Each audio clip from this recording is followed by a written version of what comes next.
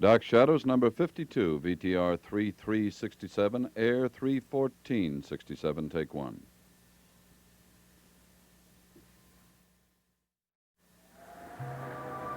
My name is Victoria Winters. The night is filled with death and terror at Collinwood.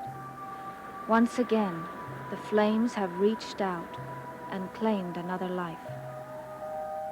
And the voice of the dead has been heard through the lips of a young boy.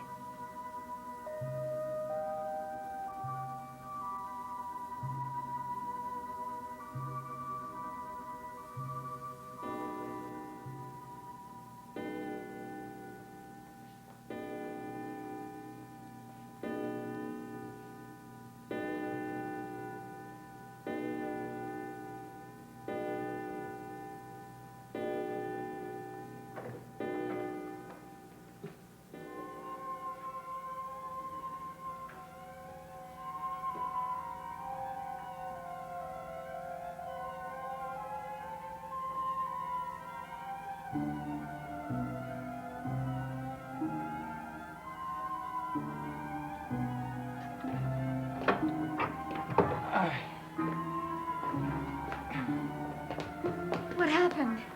Put me down, I can walk. But I want to carry you. It justifies all the weightlifting I've been doing. But I'm okay. I know you're okay, but I carried you this far, and I want to get you all the way. Someone please tell me what happened. In a minute, Where's his room? upstairs. You're gonna carry me all the way upstairs? Part of the service. I'll show you where it is. Be right back. Thank you, Bert. Go straight ahead, then turn left at the corner. Yes, sir. How do you feel now? Tired, I guess. Well, we're heading in the right direction. Now, what happened? I have some bad news for you. Oh? It's Dr. Guthrie. He's dead.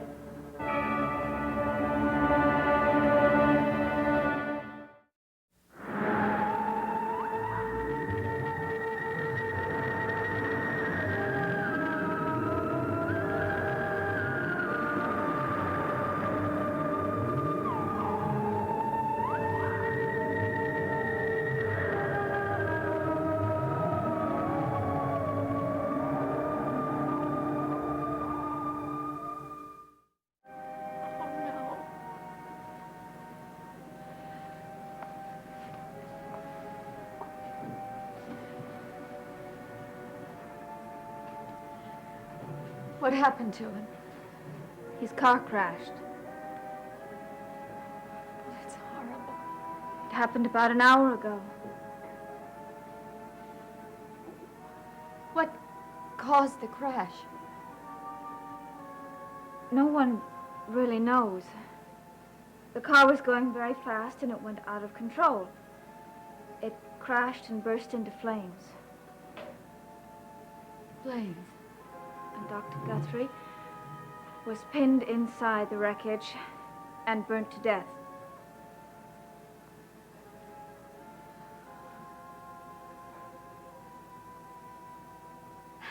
Another death by fire.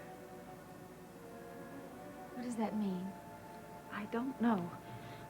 But it's too much of a coincidence. You mean Laura Collins again? Yes, I think she was responsible for it. Because she's got to be stopped. That's what Dr. Guthrie was trying to do. What happened to David? Oh, I decided to go ahead with the seance. We made contact. Josette spoke again. No. It was David Radcliffe who spoke through him. David Radcliffe. The boy who died in the fire in 1867. Yes. What did he say? Well, it was a premonition of himself, a vision. But more than that, it was a warning. What kind of warning? A warning that David is in immediate danger. Vicky, David's ready for bed. He wants to see you. Oh, I'll go right up to him. He said something about a cup of hot chocolate. I'll have Mrs. Johnson make it. Would you like anything, Burke? Yes, I'd like a drink, please. Help yourself. Thank you. A little cognac would taste pretty good. It's been just one of those nights.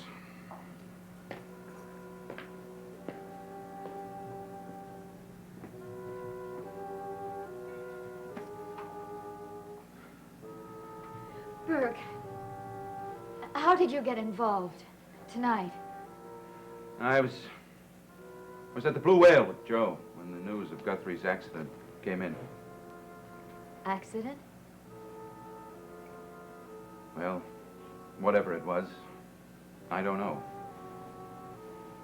I went down to the old house with Haskell to tell Vicky, and I stayed for the seance. Then you know about everything. No, it's too much I don't understand. I don't even know what I do know. There's one thing for certain. My values are undergoing a change. And what caused the change? Seeing an image crumble. Laura.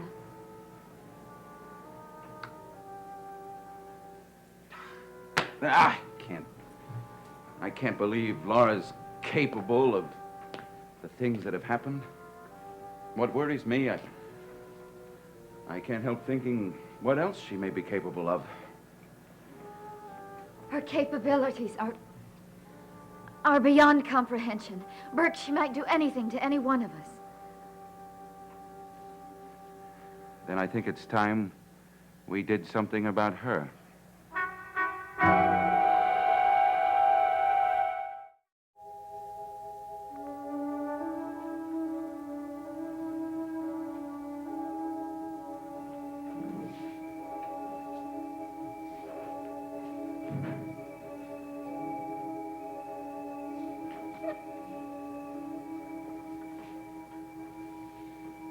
It's cold, so I brought you an extra blanket. Thanks. I don't know what's the matter with me. I feel so funny and tired. Well, it's way past your bedtime, that's why. No, it's not that. It's something else. Well, you just close your eyes and try and go to sleep. I don't want to close my eyes. Come on, David. I don't want to go to sleep. You can't stay up all night. What happened to me at the seance? Nothing happened. Oh, yes, something did. I remember we were calling Josette, and then something started to happen. Do you remember what it was? No. Things started to sound so funny, like echoes, and it was like I was moving real fast. Then I think I heard my name. I think somebody was calling my name. Yes, I was. You'd fallen asleep, and I was trying to wake you up. It wasn't your voice. It was a voice that I had never heard before. What did the voice say? I don't remember. I just don't remember anything else. Well, that's because there was nothing else. You obviously fell asleep and started dreaming, and that's all there is to it. I don't feel right. Mrs. Johnson is making you a cup of hot chocolate. I don't want any hot chocolate. Oh, you will when it gets here. I want my mother. You'll see her in the morning. I want to see her now. David, it's very late. I'm sure that she's asleep. I haven't been spending much time with her, and I should. I want to be with her. I want to be with her all the time. David, you try and rest now. We'll talk about it in the morning. I'm tired of just talking about it.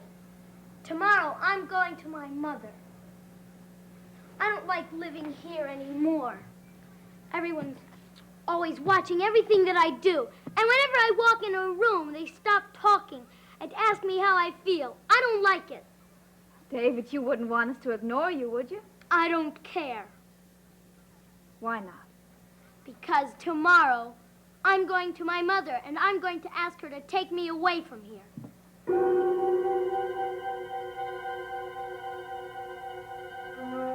Everybody keeps saying that something should be done about Laura, but so far nobody's done anything, or even come up with a good suggestion.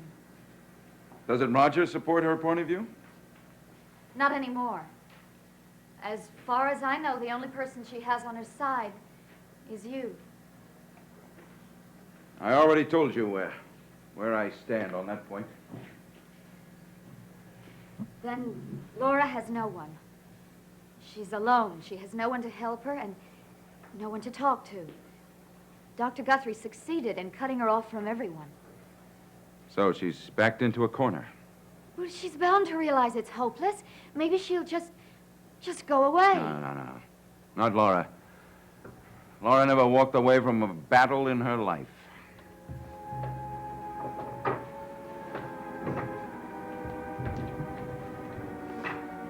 Uncle Roger, I'm afraid we have some bad news.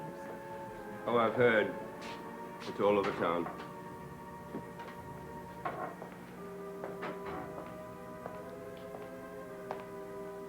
Oh, Devlin. Hello, Roger. Burke carried David home. Joe Haskell filled me in. Thank you, Devlin. I appreciate it. I must say I don't shock easily, but Guthrie's death has made me sit up. I behaved rather shabbily, too, when all he was trying to do was help. I did the same thing. I found his idea so preposterous. He blamed every incident that happened around here on Laura. I'm sure he would have pointed the finger of responsibility for his own death at Laura. Who else could he have pointed it at? He'd drawn his conclusions about Laura. He was on his way to reveal that information after the seance. Laura knew what he was going to do. She got to him somehow. Do you think she did it?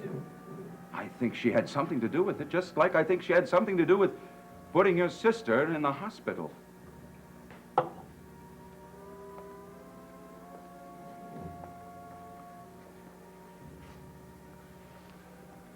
Well, if her marksmanship is what you say it is, I just wonder then which of us is to be the next target.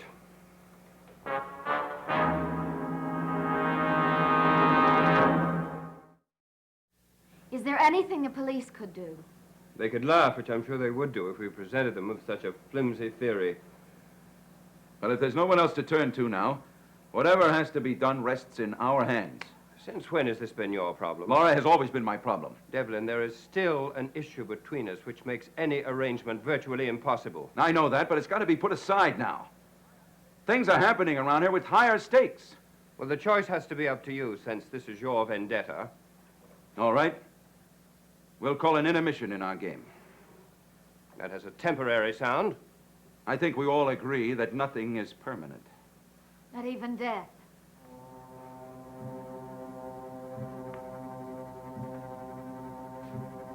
Vicky, how's David?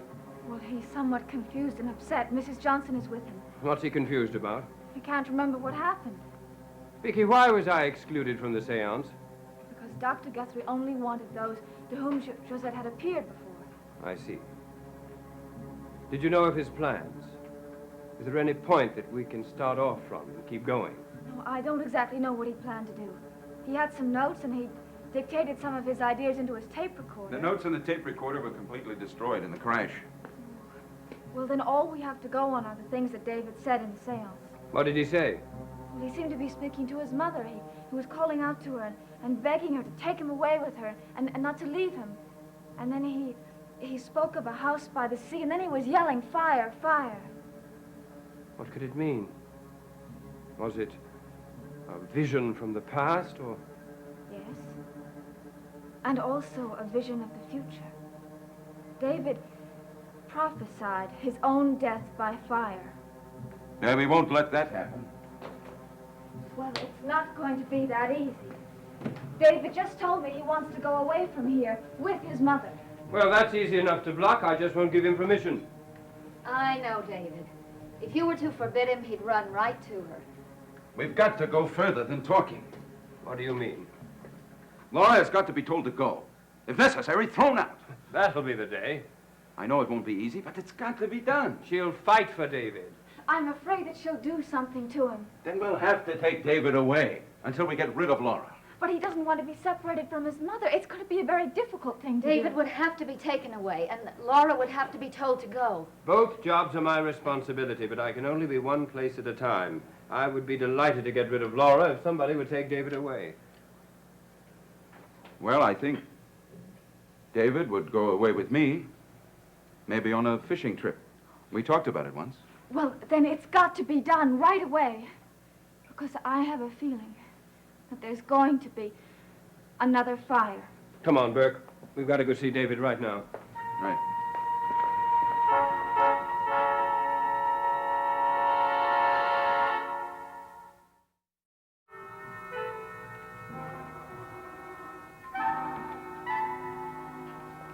Hello, David. Oh, hello. Hi, Burke. How are you feeling, Davy? I don't know. Here, I'll take that. Oh, How was your hot chocolate? it was okay, but it didn't have any whipped cream in it. Well, I'll have to register a complaint with Mrs. Johnson. Well, son, I hear you've had quite a night.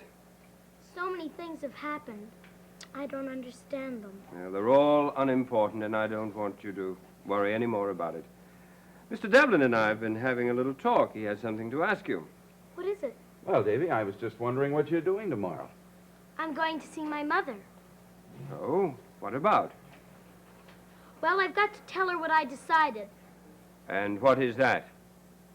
You won't get angry at me. Well, I'll try not to. Well, I want to tell her that I want to go away to live with her.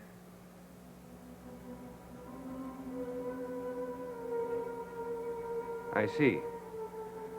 Well, I'm sure she'll be very pleased. Does that mean you'll be going away soon? I guess so. What made you decide that, David? Well, I just want to. Well, I suppose that's reason enough. You're not going to get angry at me? No, son. I want you to be happy. Yes, I think that's very good news. You do? Only I'm a little... Well, no, I'm not. I'm a lot disappointed. Why? I'd made some plans. Plans? Yes, something I had promised you. But now that you're going away, I guess you wouldn't be interested. What is it? What did you promise me?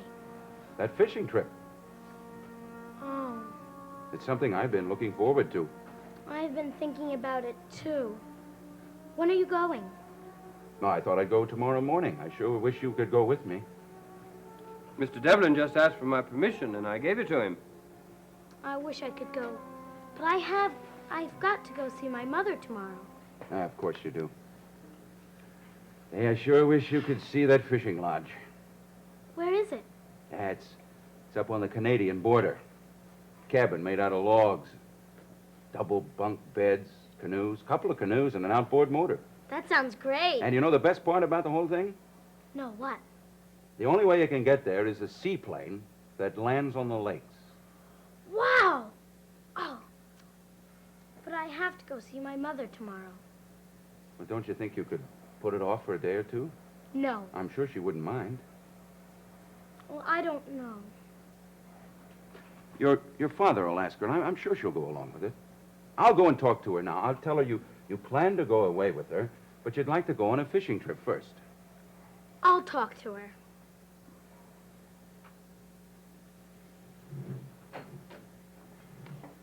Say, you know, Davy, you know what they got up in those lakes? No. What? Muskies. Muskies! Yeah, the record muskie was taken right out of that lake. Oh. You don't suppose that I'd be able to catch one? Well, I don't know, but it'd take you about an hour to pull them in. You think you could handle that? Sure. I hear the muskies are biting up at that lake pretty good this year. I can just see you bringing them in, having them mounted. Yes, one would look marvelous right up there on the wall. Come on, Davy, come on. What do you think, David? Your mother will have to take a few days before she could leave anyway. You might as well enjoy yourself. Well, okay. Great. Hey, you have a good night's sleep, and I'll come over and pick you up first thing in the morning, huh? Okay. I'll Good have night. Mrs. Johnson put some provisions out. Okay, good night, Davy. Good night, Bert. Good night, son. Good night.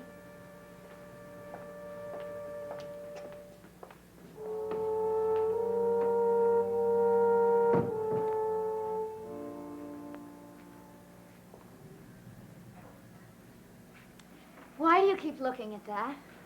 There is something about this account of Laura Murdoch Radcliffe's death that bothers me.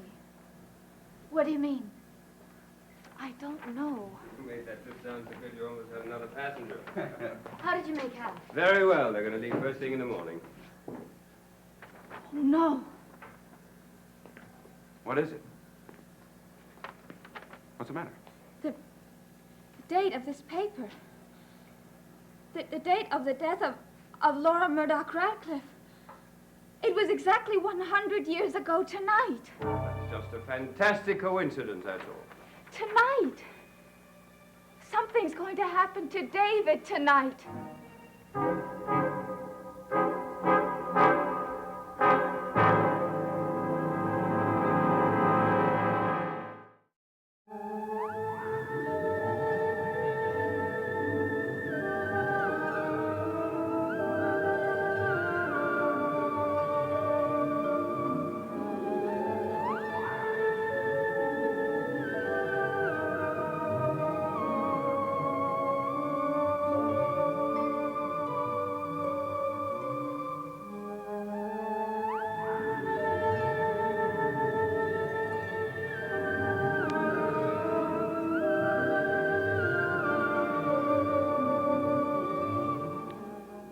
Dark Shadows is a Dan Curtis production.